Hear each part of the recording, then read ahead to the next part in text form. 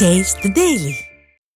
திருவண்ணாமலை மாவட்டம் ஆரணி அருகே தரமற்ற முறையில் ஃபேவர் பிளாக் சாலை அமைக்கப்பட்டுள்ளதாக கூறி திமுக நாடாளுமன்ற உறுப்பினர் தரணி வேந்தனை முற்றுகையிட்டு அக்கட்சியினரை வாக்குவாதத்தில் ஈடுபட்டனர். வெட்டியான் தொழுவம் கிராமத்தில் 6,50,000 ரூபாய் மதிப்பீட்டில் ஃபேவர் பிளாக் சாலைகள் மற்றும் கால்வாய் அமைக்கப்பட்டது.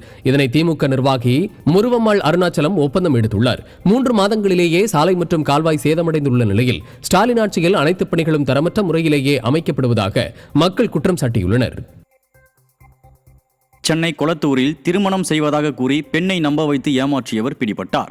கணவரை பிரிந்து வாழ்ந்து வந்த பெண் ஒருவர் முகமது ரபிக் என்பவருடன் பழக்கம் ஏற்பட்டு மாதாவரத்தில் ஒன்றாக வசித்து வந்ததாக கூறப்படுகிறது.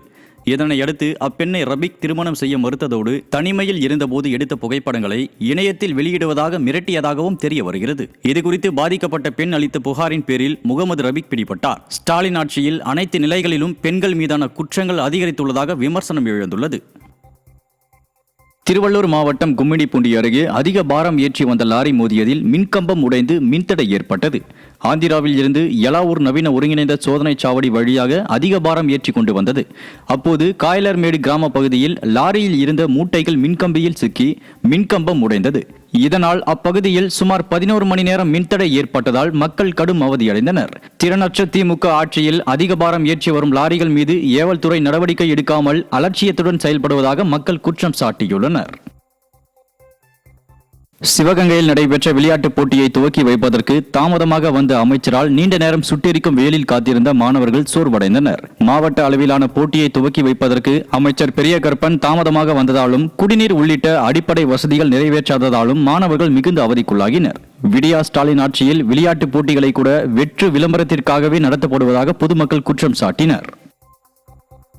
பெரம்பலூரில் மாற்றுத்திறனாளியின் சொத்தை மீட்டு தர வலியுறுத்தி கிராம மக்கள் மாவட்ட ஆட்சியரிடம் மனு அளித்தனர். குன்னம் கிராமத்தைச் சேர்ந்த மாற்றுத்திறனாளியான செல்விக்கு சொந்தமான இடத்தை அவரது சகோதரர் திருவேங்கடம் ராஜா என்பவர் ஏமாற்றி பத்திரப்பதிவு செய்துள்ளார்.